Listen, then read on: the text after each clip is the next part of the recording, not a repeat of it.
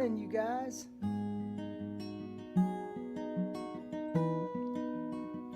Good morning, Brian. Hope you're feeling good, bud.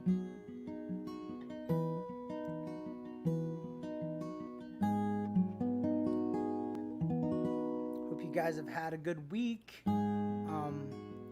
We had a pretty good week. We started our second sort of block studies on botany with the kiddos this last week. Sort of back into the groove. It took Christmas and Thanksgiving just sort of shook us all up with our schedule and stuff. And so we're back into the groove. This week was really the first week we got back into the groove and started taking a look at some trees. We're studying trees for the next couple of weeks and seeing what we can learn about trees in the winter when their leaves are not present. So it's been fun trying to identify trees without the leaves, just by their bark and buds and stuff like that. What's up, Mr. Kunchik family? Hi, Don. Hi, Sue. Love you guys. Chad. Oh, dude, I owe you that, don't I? Okay, Chad. So this goes out to here. Let me put this here. Mr. Chad Kukuza. I don't know if you guys know about this guy right here, but he's one of the reasons why I made the move to Dallas Fort Worth when I was around 19 years old. Chad played in this band and still plays in this band, Spoon-Fed Tribe, and I went to Dallas to see his band play, and after watching his band do their thing, I was so inspired by their group and stuff that I knew that I had to get out of Paris, Texas, and move to the big city to try to break into the scene. And a few years later, I got to meet Chad and became buddies with this dude. He's one of the coolest guys I know. I love you, Chad. But I'm not going to play How Soon Is Now because I hadn't practiced it and I would screw it up. So I'll do it the next time, which will probably be in 2 weeks. But I owe you, and I love you, and I miss you. Chad Kukuza. This dude. But still, you should still watch. So I hope you guys have your coffee.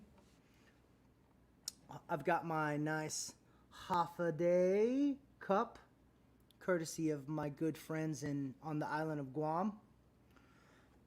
You gotta love some Guam. One of the friendliest places I've been outside of Texas, for sure.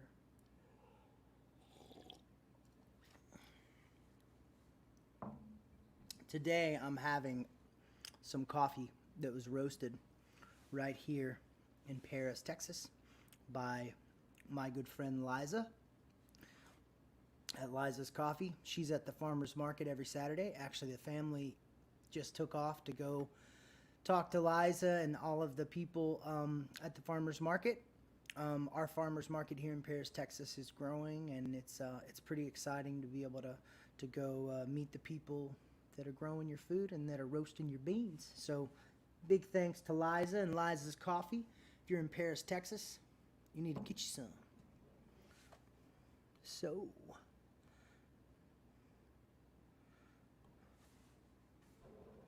okie dokie.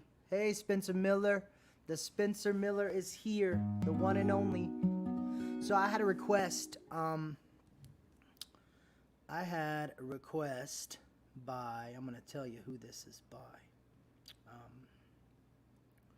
So this is for David, Mr. David Overstreet. And he requested a little more music, more family. It's been a minute. So for you folks that don't know about this tune, this song was on my album, More Music, More Family. And that album was written in 2014 and came out in 2015. And this song sort of tells the story of where I was at in my life.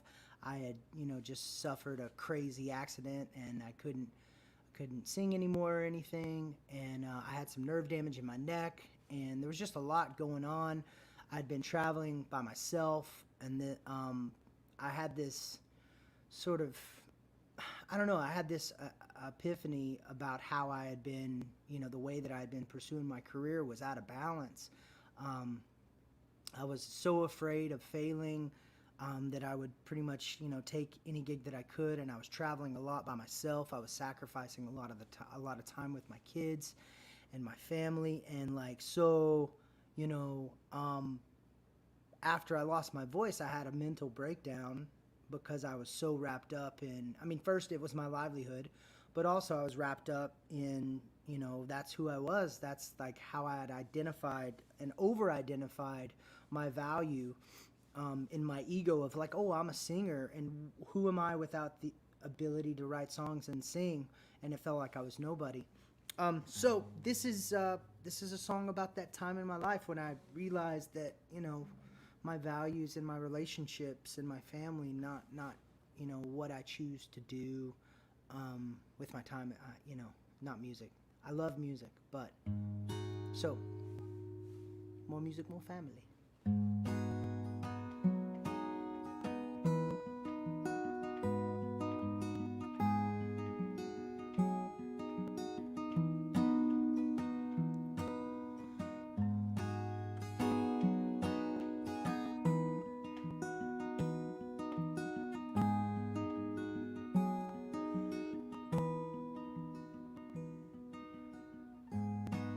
Not, oh yeah.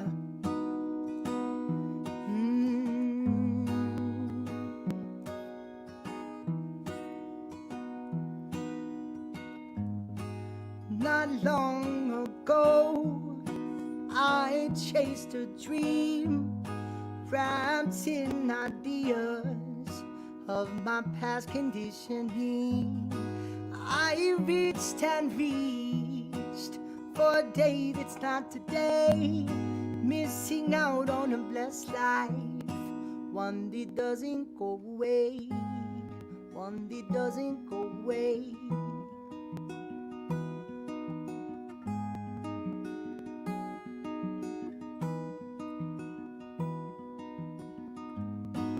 To be alone is an unnatural thing, even when you're spreading good vibes with the songs you love to sing.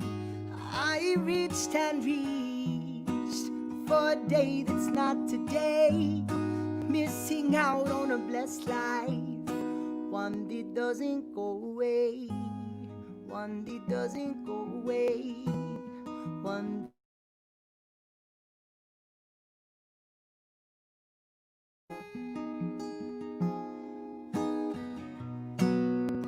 I finally understand. I'm just a family man with music as my ride and family by my side. More music, more family, yeah. More music, more family. More music, more family. More music, more family, yeah.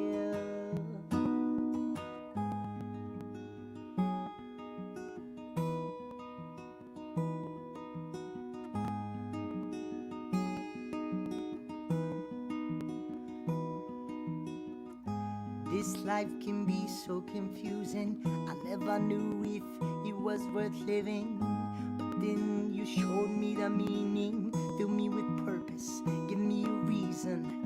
You are the missing pieces of my heart, the candle reflecting my way through the darkness. You are the sea and I am the land. You fill me up with hope and you just make me a better man.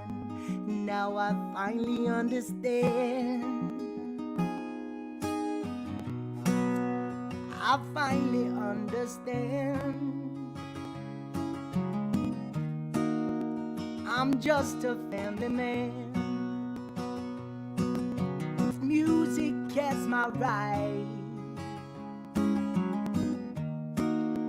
and family by my side.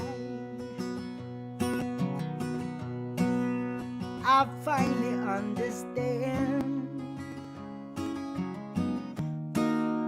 I'm just a family man, with music as my right, and family by my side. More music, more family. More music, more family, yeah. More music, more family. More music, more family. More music, more family. More music, more family, yeah, y'all. More music, more family. More music, more family.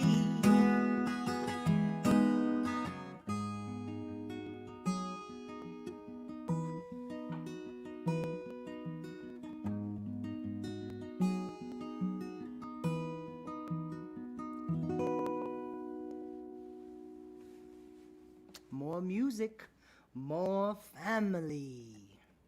So, it's tricky. You know, it's tricky to balance how you make money, your career, your family, and not let it get out of whack. And, so my goal, and it's, what I'm trying to do is I'm trying to make sure, like, I can do everything in the most holistic, sort of whole, meaningful way, in balance with each other, and, just be mindful of the things that I actually am sacrificing for money or for whatever, which it's tricky. It's such a tricky thing. A lot of, it's really easy for us, for men in general, it's really easy for men to lose sight of that. And I know women can too, but, I just know how easy it is and how lost I got. But anyways, more music, more family, good vibes. So I had a question from a good friend here, my good friend Miss Mar. What's your favorite reggae song of all time to play, and how has it influenced your career? How have you been able to retain your reggae sensibility as you branched out into other genres? Mar, that's one of the best questions. I mean, that's like a professional question, you know? So good. Okay. My favorite reggae song to play. That's a tough one because I really love playing so many reggae songs. But, for me, I would have to say some of my top reggae songs, some of the first reggae songs I learned, were definitely Bob Marley songs. Um, I would say probably Three Little Birds is probably one of the ones I've been playing the longest. And, you know, uh, it's definitely, I give Bob Marley is like, probably the first sort of conscious music that I got into, and I was lucky enough to get into it really young and get the hope and the positivity and the optimism that comes from his music and the music of Jamaica, for people that are suffering in such a third world and crazy, a crazy with a crazy government and a crazy world and so much racism and everything that the Jamaican people were going through, for their music to have so much hope and so much positivity, really sort of helped me and helped me like figure out how to deal with all my shit and all my baggage, and that I had to work my way through it in a positive manner, because, you know, pretty much my life depended on it. Because I could easily go the other way. So maybe, I think maybe the reason why I was attracted to reggae in general is because it was exactly what I needed and what I didn't have, as far as, being an angry kid with a temper that was bitter about, whatever was going on with my parents or whatever. I was sort of like reaching out for help, you know. And to me, music's all the same. So how was I able to retain my reggae sensibility as I branched out into other genres? I started reggae was about, when I was about 17 years old, and I was like, wanting to learn how to. I was wishing I was a skateboarder and building half pipes and hanging out with people that could actually skateboard and playing punk rock and the world of punk and reggae. I started playing first, like, I started learning blues, and so music to me is all the same. It's not one or the other, and I just love reggae, and I hadn't really thought about retaining sensibility or anything. I've just tried to remain open, you know, with what I'm doing, and making sure it has feeling and soul. Bubba Love, how you doing, dude? Nice to see you, man. Thanks for coming this morning, being here. So, I've got another request. Uh, this one is, um, by Joshua Hampton. Joshua Hampton says, "Can I hear the song She?" And I'm thinking he's talking about the song Let Her Go, which I say she a lot. But he says, "I know it's old, but my wife Stacy and I want to do home backups when I hear Let Her Go part comes up. We absolutely kill it on that part." So Joshua, I hope you're listening. I hope you're here, Mr. Hampton. And this is for you. And this one's called Let Her Go. This is an old song that I co-wrote. The only song that I co-wrote with my father. My dad was a musician, but he wasn't a songwriter. And one day, he passed away in 2015, I think, or 2000 at the end of 2014. And this was written.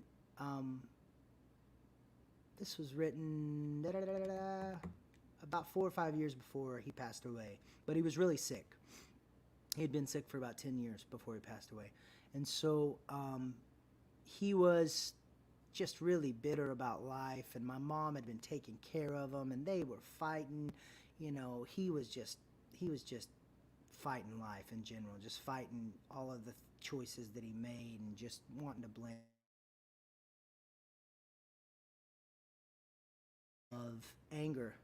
And it was about him and my mom. And they, through their whole relationship, they were they stayed together my entire life, but it was back and forth. I never saw my parents with any other people, but there was a lot of tension and a lot of from time to time they would split up quite a bit. So this was sort of a going theme of like my mom leaving for a little while and then coming back. And it's called Let Her Go. Let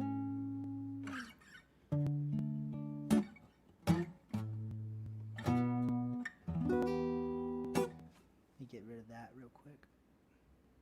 Sorry, guys.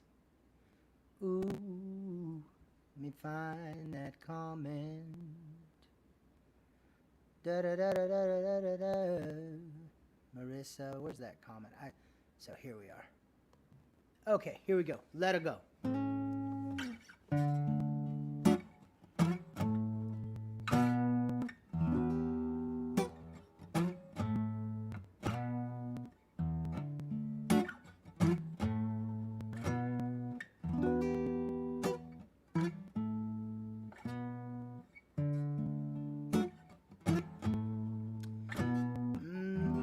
Oh yeah, yeah.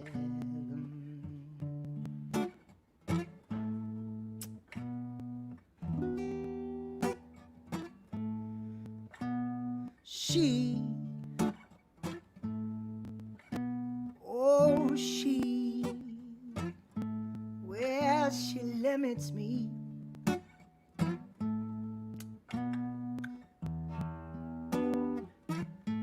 She tells me how,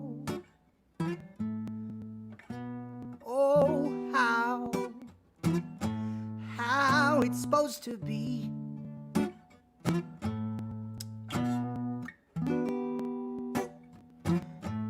I'm waking up tired, oh so tired from this misery.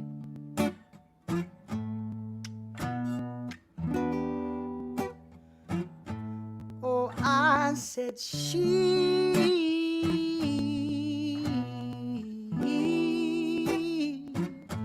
well, she limits me.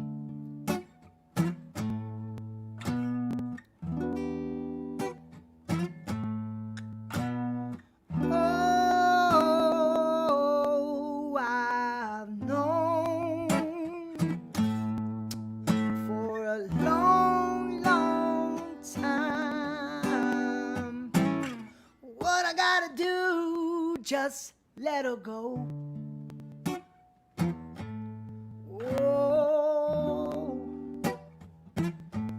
Oh, let her go. Oh, yeah. Oh, let her go.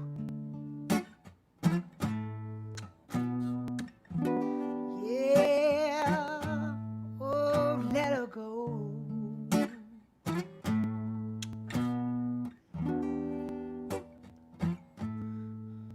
I said she, oh, she, well, she limits me.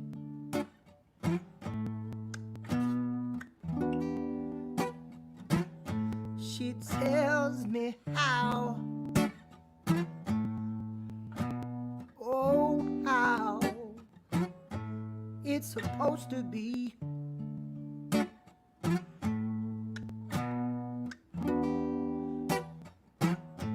Oh, it's been 30 years, yeah. Oh, yeah, yeah. Oh, how can it be?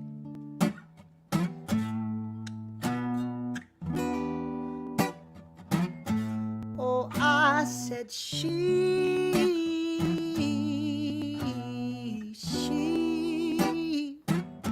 oh, she limits me, yeah. Oh, I've known for a long, long time what I gotta do, just let her go. Oh, yeah. Oh, let her go.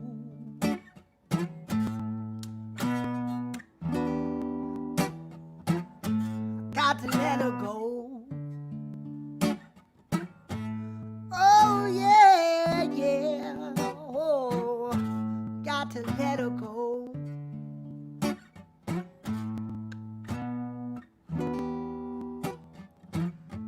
Oh, I said she, oh, she, well, she limits me.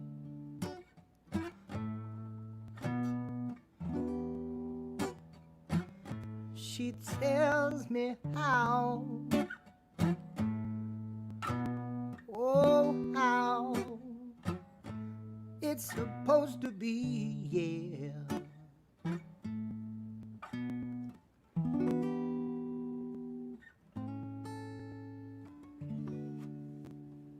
All right. Here we go. Tell your boss, thanks, Amber. Oh, appreciate it. Hey, Paul. I will do Walking on the Moon on another date. I think I just did that one, just like last week or something. All right. Hey, Justin, what's up, cuz? Nice to see you here. Oh. So, I've got a request. Another request. This one is, this is an old song. This is one of the first sort of reggae-esque songs. Mar, you know, you asked that question about being influenced by reggae and stuff, and, you know, this is one of the first songs that I wrote, and it was about a dream that I had, about a dream where Bob Marley, it was like a Bob Marley dream. It was cool. I remember, I was probably 17 years old, and it was like, basically, Bob Marley was telling me that I had to do what I gotta do and listen to that voice inside, you know, the whole follow your bliss thing. It was a pretty epic dream. And then I wrote a song called Dreadhead Dream. So I used to play this song in my band Woodbelly for years, and then I released this song in 2007, 2008 on my first self-titled album, Cass Haley. So here you go, Dreadhead Dream.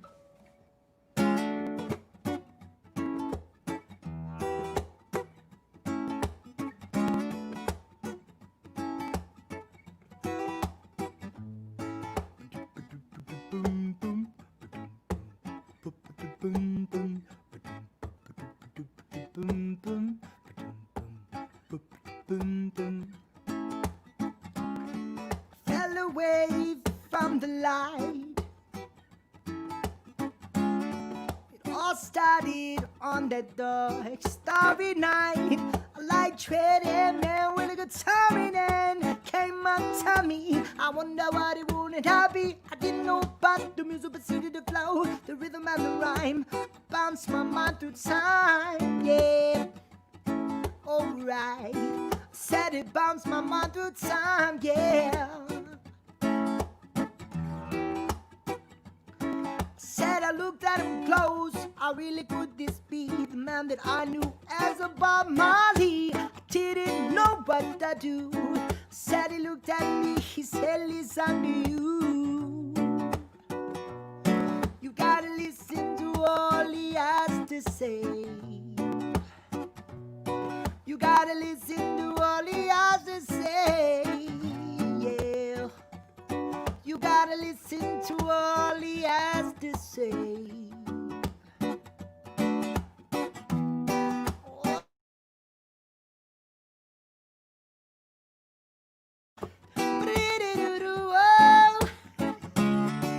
Oh yeah, alright. I fell away from the light. It all started on this dark, starry night. A light treading man with a guitar in hand came up to me. I wonder what he wanted to be. I didn't know about the music, but see the flow, the rhythm and the rhyme. I bounced my mind through time, yeah. You gotta listen to all he has to say, yeah. You gotta listen to all he has to say. You gotta listen to all he has to say. You gotta listen to all he has to say. Oh, you're right, but when you know you gotta go. Oh yeah, alright.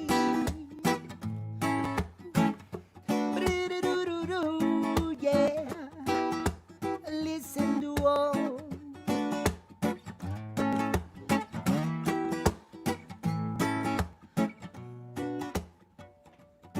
You gotta listen to all you got to say. You gotta listen to all he has to say. Yeah, oh, you gotta listen to what he has to say.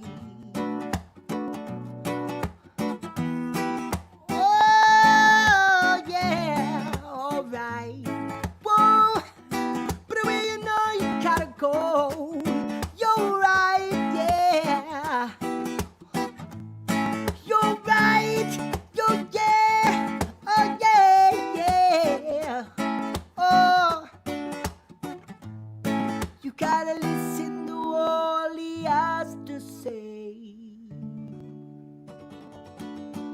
Dreadhead dream for you. I've got this cat, and this cat keeps opening the screen door, and it sounds like someone's about to come in. And so if I make an erratic look over, it's that cat. This cat. So we've had the most amazing cat experience the last 6 months. So this year, this is my final words of the day. Tell you a little cat story on Big Hope Farm. So about this last year, 2020, for us has been the first year we've been out here almost. So we built the house in 2008. And so, 12, 13 years. And this is our first year of having a mouse problem. We had so many mice this year. Little cute little mice. They were just super cute, but, leaving turds everywhere, freaking us out. And we didn't have a cat. And then so we started with the traps. And for anybody that knows, man, cat traps are tough, because like the sticky traps, the mice get on the sticky traps, and then you're like, it's still alive, and you gotta take it out, and it's just a horrible experience. And then the other traps, the ones that snap, those are bad too. So I've been like wanting a cat. So we get this cat that we answer this Facebook ad, and I tell Cassie, I was like, don't let that cat out of the little pet carrier. Let her get used to us before you let her out. So Cassie, she really didn't hear me, or she didn't listen. You know how that goes. And the cat takes off. So we lost our mouser that we had gotten. So within about a week, we have our neighbor pull up in the yard. It was like, someone dropped this cat off. And it wasn't the same cat that just took off, a week earlier. It was a new kitten. And it was, maybe 2 or 3 months old. So this cat, we thought it was a female, and we named it Hazel. This cat, within a month or so, was like just totally wiping out the mice. I mean, it was an outdoor cat too. And she would come up with all kinds of mice. She was doing such a good job. And later on, we found out it wasn't a female. It was a male. And now his name is Hayes, or Hazelnuts. And he is an exceptional mouser. And then another cat just showed up. This big, furry, fluffy female cat that someone else dropped off out here. And that cat's also a mouser. So, no more mouse problems. So, that's my rant for this morning. I hope you enjoyed having coffee with me, listen to some songs. And, by the way, all of you folks, please spread the word and share this if you can. And if you want to support this stream and keep it going, you can donate to our Venmo or our PayPal. And I think there's some info on how you do it. It's under my name, Cass Haley. And also, we're going to try to get back out on the road. Actually, this month we're going to play a couple shows, which I know is sort of crazy, but Texas is, these places are open at like 50% capacity, and everything's socially distanced. So we're going to try it out. We're going to be playing a show in Fort Worth, Texas at Tulips. And that's going to be on January 29th. And then we're going to be playing a show in San Antonio at Sam's Burger Joint. Very limited tickets, so make sure you spread the word. Help us out. Come see us if you can. Appreciate you guys. Hope you guys have a good day. Yeah. Bye. Enjoy your day.